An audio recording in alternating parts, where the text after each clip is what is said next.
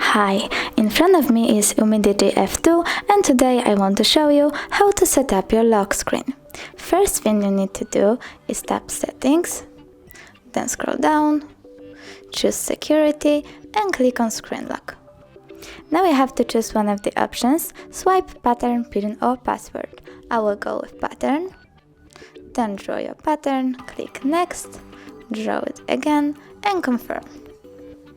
How do you want the lock screen to display?